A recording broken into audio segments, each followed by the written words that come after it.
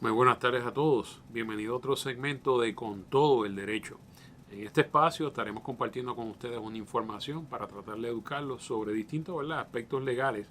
Hoy vamos a hablar de un tema sumamente interesante. Hoy es 16 de junio del 2022. Vamos a hablar de un tema interesante que es el tema del concepto de lo que es la milicia. ¿Por qué? Porque este es un tema un poco controversial, un poco polémico. Y muchas veces, si no se atiende con seriedad, pues entonces por desinformación o desconocimiento no tenemos claro lo que esto significa. Y mi objetivo con este segmento es tratar de ayudarles a ustedes a comprender la importancia que esto tiene precisamente para mantener la paz en un Estado. Vamos a empezar porque el concepto de la milicia, ¿qué consiste? La milicia es una organización militar o cuasi militar compuesta de voluntarios de la población civil que no están afiliadas a las fuerzas militares o las fuerzas armadas del Estado, que podrían ser llamados a responder en una situación de emergencia, cuyo propósito es precisamente respaldar al gobierno en una situación de emergencia para mantener la paz.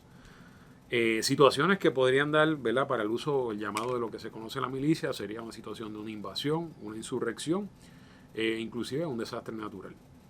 El papel protagónico de la milicia es principalmente la defensa. No tiene un objetivo ofensivo, sino por lo contrario, defensivo, defender y preservar la paz. Está compuesta de ciudadanos que participan de forma voluntaria, que no tienen la capacitación o el adiestramiento que ordinario tendrían las fuerzas militares, ¿verdad?, lo que son los soldados profesionales de las Fuerzas Armadas del Estado. Ahora bien, el origen de la palabra milicia, esto surge del concepto de lo que se llama el servicio de defender, para allá para la época de los romanos. Cuando vamos a analizar este concepto, está recogido de la milicia en la segunda enmienda de la Constitución de los Estados Unidos. Porque dice, siendo necesaria una milicia bien organizada para la seguridad del Estado, el derecho del pueblo a poseer y portar armas no será infringido. Esto forma parte de la Carta de Derechos de la Constitución de los Estados Unidos. Está refiriéndose a la ciudadanía.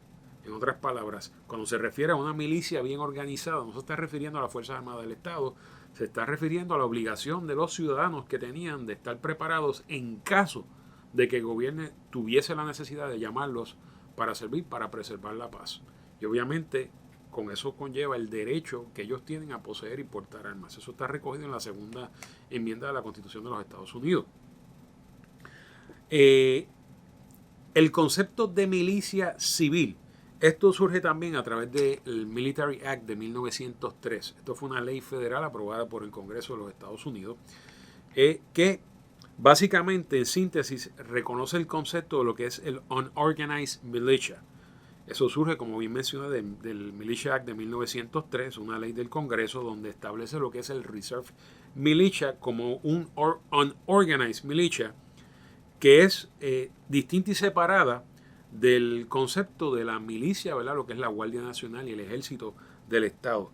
En aquel momento se consideraba able-bodied men of at least 17 and under 45 who are not a member of the National Guard or Naval Militia. En otras palabras, la milicia del Ejército, las Fuerzas Armadas y la Guardia Nacional eran una fuerza, un componente de seguridad del Estado, y esta ley del Congreso Federal estableció un Reserve Militia, que es el Unorganized Militia, que está compuesto, ¿verdad?, de el pueblo. Ahora, si vamos a Puerto Rico y tratamos de buscar la palabra milicia en la Constitución de Puerto Rico, en efecto aparece en dos ocasiones en la sección 4, el artículo 4 de la Constitución del Estado Libre Asociado de Puerto Rico, que trata del poder ejecutivo. Y en nuestra Constitución le asigna al gobernador, entre sus deberes y funciones, ser el comandante en jefe de la milicia y además llamar a la milicia y convocar el posse comitatus para impedir y suprimir cualquier perturbación del orden público, rebelión o invasión.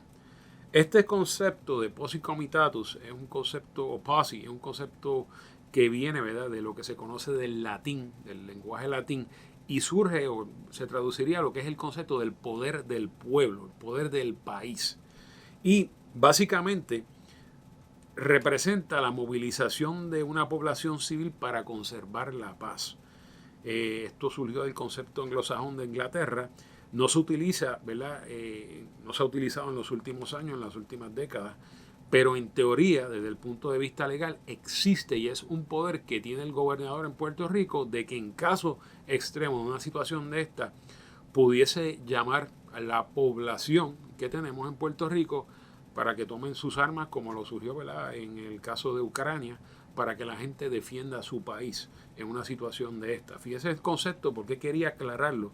El objetivo de este concepto de milicia es preservar la paz, mantener el orden.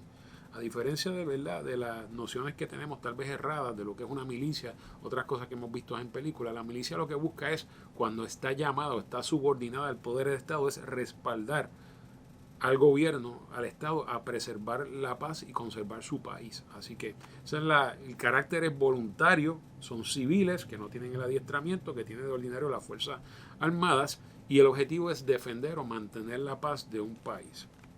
Ahora bien, este concepto, y vamos a llamar al profesor Pereda un momento, vamos a traerlo porque este concepto no es ajeno a la época colonial de Puerto Rico.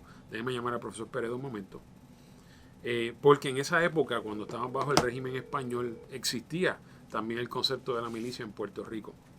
Profesor Pereda, el licenciado Cobo Estrella, estoy haciendo un breve segmento hablando del tema de la milicia. Quisiera, si se quiere identificar, ¿verdad?, para la Cámara, y nos pudiese hablar un poco del concepto de la milicia en la época española colonial aquí en Puerto Rico. Ok. En la época colonial existía lo que era el concepto de la plaza de armas. ¿Usted nos podría explicar un poco de esto? Bueno, fíjate, la plaza de armas de por sí lleva el mismo nombre, ¿no? Armas. Okay. Entonces, ¿qué sucede? Si buscas en el diccionario de la Real Academia, te vas a encontrar que la mayoría de los significados que aparecen ahí tienen que ver con cuestiones de armas, de ejército, etcétera. En Puerto Rico, desde bien temprano en el proceso de colonización, cuando se fueron fundando los pueblos, siguiendo la putrícula española de las leyes de León, se estableció en cada pueblo, entre el ayuntamiento y la iglesia, que eran los poderes que existían antes, se estableció en el medio una plaza. Esa plaza era para que todos los ciudadanos fueran ahí a practicar el ejercicio de las armas. ¿Ves? ¿Por qué? Porque pues España está lejos de Puerto Rico, y si venía cualquier correría, como se llamaba a las instancias que venían los piratas y venía medio mundo a querer aprovecharse, ¿no?, a apoderarse de la isla, como ocurrió por siempre desde que llegaron los primeros europeos a Puerto Rico. Primero fueron los indígenas, los caribes, y luego fueron los europeos mismos, ¿no? Y por último, pues los norteamericanos. Entonces, ¿qué sucede? Pues, ¿quién mejor puede defender un territorio sino la gente que vive en él y lo conoce muy bien? Y aparte que es su territorio, ¿no? Entonces, desde muy temprano, Felipe II ordenó que se armara el pueblo. O sea, el pueblo estaba de hecho armado, pero se ordenó de que ese pueblo armado se le enseñara el ejercicio militar del arma, del fusil, no tenían riflado, del fusil, cómo defenderse, las estrategias de guerra, y etcétera. Entonces, todos los hombres hábiles, que se determinaba desde los 10 años en adelante hasta los 70 años, o a menos que estuviera inválido, tenía que presentarse una vez al mes a esas plazas de armas a hacer ejercicio de armas. Y eso fue así durante todo el periodo de los españoles en Puerto Rico. O sea, terminó en el 1898, ¿no? Es un mandato de ley. O sea, el objetivo que tenía en aquella época básicamente era que la ciudadanía estuviese preparada para, ¿verdad?, en una situación extrema, poder mantener la paz. Y el mayor ejemplo que te puedo dar, que hay muchísimos más, pero el mayor ejemplo que te puedo dar, pues fue en el 1797, cuando una invasión británica, ¿verdad?, de que llegó a Puerto Rico con más de 76 buques de guerra. Estamos hablando de unos 16,000 soldados británicos, que entre ellos venían mercenarios alemanes, el 42 de Highlander, que eran los ejércitos de élite de los británicos, ¿no? Vinieron a capturar la isla de Puerto Rico. y el gobernador, porque en ese entonces los soldados que estaban en Puerto Rico estaban defendiendo a Santo Domingo y estaban defendiendo a Cuba. Estaban defendiendo a Santo Domingo porque había una guerra con Francia, y estaban defendiendo a Cuba para que no fueran a invadir los franceses a Cuba también. ¿Ves? Entonces, ¿qué pasa en Puerto Rico? Y eso está documentado, ¿no? En Puerto Rico en ese momento solamente había 300 artilleros, 300 soldados y 70 artilleros. O sea, 370 hombres de armas, hombres a los cuales se les pagaba para servir en el ejército. Con esa cantidad de soldados en Puerto Rico no se podía defender la isla. El gobernador de entonces, don Ramón de Castro y Gutiérrez, en el Claxis, que es todo ese terreno donde la gente hoy en día va a Borachirita, ahí en el Campo del Morro, eso se llama el Claxis. Ese Claxis, allí el gobernador ordenó que se tocara Generala. Generala era como decir el que se convirtió eventualmente en el himno nacional de España. Pero ese Generala lo que significaba era que era como una alarma. Como hoy en día suenan por aquí cerca de mi casa unas cornetas para el tsunami. Pues eso fue lo que hizo el general de Castro. ¿Y este poder lo tenía el gobernador para hacerle ese llamado? El gobernador, claro, el gobernador que servía, gobernador que era la figura política pública y que era capitán de guerra o teniente de guerra, que era la función militar. O sea, ejercía los dos cargos, ¿no?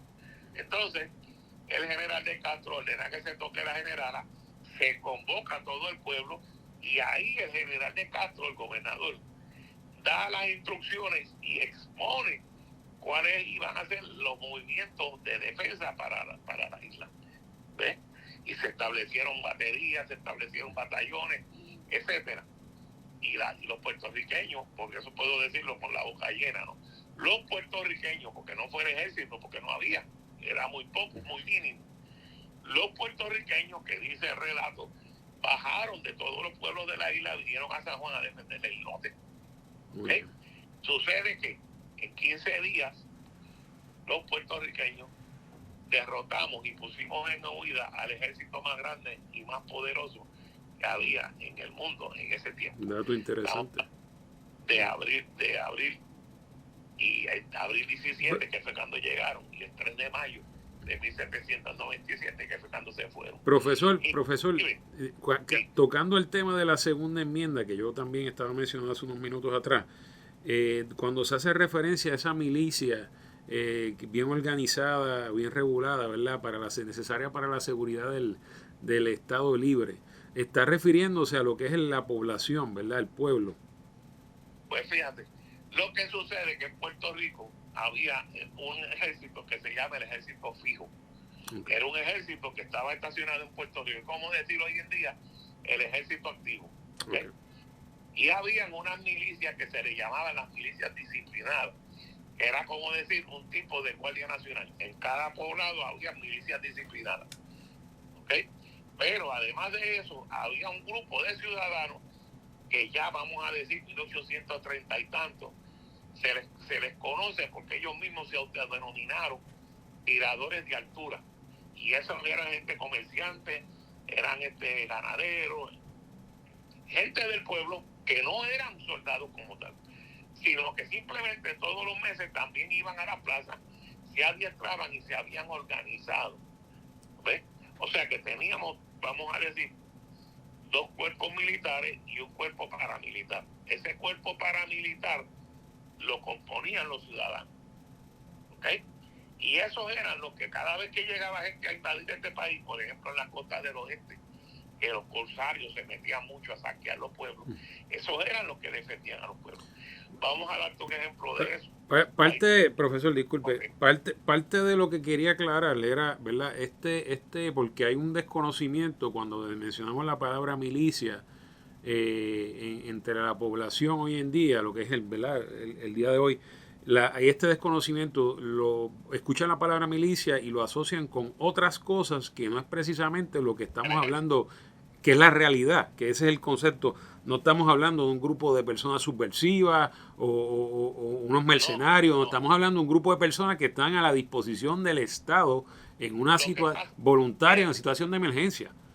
Lo que pasa, licenciado, es que se confunde el concepto milicia británico con el concepto milicia español. Correcto. El concepto milicia británico es aquel ciudadano que agarra un fusil y se va a defender el país. Correcto. El concepto miliciano español es el soldado al cual se le paga. ¿Ves? En Puerto Rico teníamos tiradores de altura, teníamos milicias y teníamos ejército regular. Teníamos tres. En Estados Unidos estaba el ejército continental y los milicianos, que vinieron a ser eventualmente la Guardia Nacional. Okay. Puerto Rico tuvo tres: ciudadanos, milicianos y soldados regulares. Obviamente en el momento histórico que estábamos, ¿verdad?, que Puerto Rico se encontraba en aquel momento, siendo un punto estratégico desde el punto de vista naval y en la guerra, pues obviamente esa situación se dio aquí precisamente en la isla. En el tiempo moderno, pues no hemos visto realmente ese poder que tiene el gobernador de convocar lo que es una milicia o lo que se llama el Pacus Comitatus, ¿verdad?, que está en la Constitución de Puerto Rico. Pues no lo hemos visto, no hemos tenido la necesidad, entiendo yo, aún, gracias a Dios, de esa situación. Pero es interesante que la gente escuche y se eduque para que salgan de este desconocimiento, entonces puedan entender realmente cuando hacemos mención de la palabra milicia a lo que nos estamos refiriendo. ¿Está bien? Bueno, el término Pacus Comitatus lo que quiere decir es que se convoca al pueblo. Eso es lo que hizo Ramón de Castro. Entonces, ¿qué pasa? Que cuando llega pues, el sistema americano, como se adopta el sistema americano, entonces se convierte en esa milicia la Guardia Nacional. Y Muñoz Marín la invoca en los años 30, en los años 40 y 50, ¿ves? Y se llama la Guardia Nacional. Entonces yo la convocó también. Pero realmente el Pacus Comitatus lo que quiere decir es al pueblo. Correcto. Cuando llama al pueblo, porque es el pueblo el único que tiene la capacidad y la mayoría para defender su propio país, su propio territorio. Correcto. Eso yo estaba mencionando, ¿verdad? En la cláusula, el artículo 4, la sección 4 de la Constitución de Puerto Rico, le da esa facultad o ese poder al gobernador, a la rama ejecutiva, de poder hacer ese llamado si entiende, ¿verdad?, que es necesario cuando hay una grave situación de perturbación de orden público, rebelión o invasión. Que gracias a Dios, ¿verdad?, no hemos tenido ninguna de esas situaciones, pero fíjate como el propósito de la milicia en esa situación específica es defender o proteger el país, estar al servicio del Ejecutivo, ¿verdad?, o del gobierno para mantener la paz, que no es una función de ofensiva, todo lo contrario, más bien una defensiva. Y eso yo creo que me gustaría que la gente lo tenga claro. Cuando el huracán María, que se quedó todo el país sin luz, aquí los vecinos comisionamos un Pacus Comitatus. Correcto. Entre los vecinos, mira, yo tengo arma, el otro tiene arma, y vigilábamos nuestra calle, porque aquí pasaron gente que no eran de aquí buscando ver casas que estaban vacías. Correcto. Porque aquí se inundó, ¿no? Entonces mucha gente venía por ahí a saquear, y nosotros pues nos organizamos en una comunidad de ciudadanos que estábamos armados y defendimos lo nuestro, y gracias a Dios no tuvimos incidentes mayores. Correcto. El gobierno tuvo la oportunidad de hacer eso, ¿y qué hizo? Vino y trajo gente de Estados Unidos a hacer el trabajo de los puertorriqueños.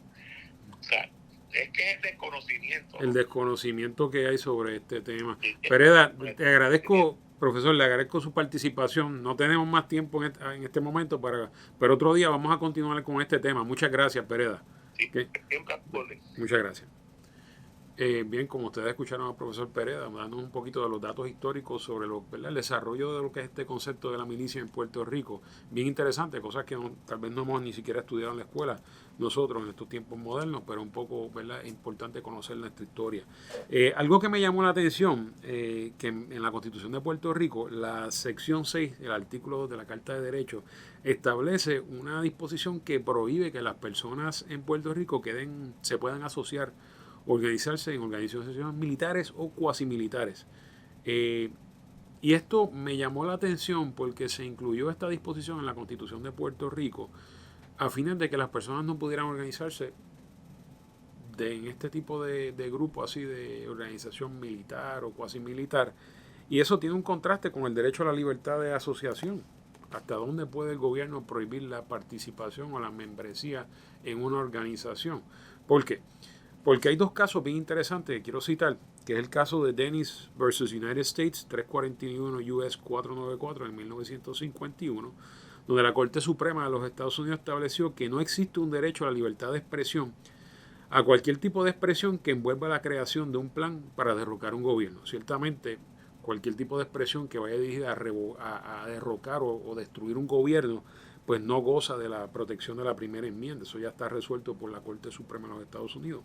Pero esa decisión fue revocada posteriormente en el caso de Clarence Brandenburg versus State of Ohio, 395-444, que fue en 1969, donde había una ley que prohibía la manifestación o el advocacy del uso de la violencia, y el tribunal determinó que eso era inconstitucional porque violaba la libertad de expresión en la primera enmienda, a diferencia de lo que sería el lenguaje que incite a cometer actos ilegales de forma inmediata que no gozaban de esa protección. Esto es lo que se conoce como el concepto de clear and present danger. Una mera manifestación de violencia de forma abstracta o de forma hipotética o general está protegida bajo la primera enmienda, la libertad de expresión. Lo que no está protegido, ¿verdad?, es actos específicos que conlleven o inciten a violar la ley de forma específica y de forma inmediata. Eso sí no goza de la primera enmienda de protección. ¿Por qué? Porque el gobierno no puede castigar la mera manifestación de forma abstracta del uso de fuerza o de la violencia. Eso fue lo que se resolvió en ese caso, en el caso de Brandenburg versus Ohio en 1969 por la Corte Suprema. Por eso es que hoy en día usted ve situaciones que tal vez no nos gustan, no simpatizamos con ellas, donde se reconoce el derecho a la libertad de expresión de personas, hasta inclusive quemar la bandera de los Estados Unidos, como hemos visto a veces en cámara. Y nos llama la atención cómo es posible que alguien haga eso, pero el derecho a la libertad de expresión protege inclusive el derecho que esas personas tienen para hacer eso. Así que es interesante, ¿verdad?, cómo se evalúa esto. Por eso nos llama esta atención, y porque el mero hecho de que una persona pertenezca a una organización militar o cuasi militar de voluntarios de por sí solo, que no promueva actos, ¿verdad?, ilegales específicos, no es razón para que el Estado prohíba la existencia de esa organización. Porque esto constituiría una violación posiblemente, ¿verdad?, eso estaría pendiente de verlo en un tribunal, de la violación del derecho a la libertad de expresión y la libertad del derecho a asociación que tienen las personas, tanto en Puerto Rico como en cualquier parte de los Estados Unidos. Por eso esperamos que este tema lo hayamos podido atender con seriedad, que haya sido de su agrado, ¿verdad?, la explicación que hemos dado sobre esto, y los invito a que se sigan educando un poco más sobre el tema para que lo atiendan. Porque ciertamente, como mencionó el profesor Pereda, durante una situación de emergencia como pasó después del huracán María, la ciudadanía tuvo que envolverse en ayudar o apoyar la gestión del gobierno para poder mantener la paz, y eso es lo que todos buscamos. Somos personas de ley y orden, así que les agradezco que hayan estado conmigo en sintonía en este programa. Los invito a que le den like, le den subscribe y le den share a este video. Hasta la próxima. Con ustedes el licenciado Cobo Estrella.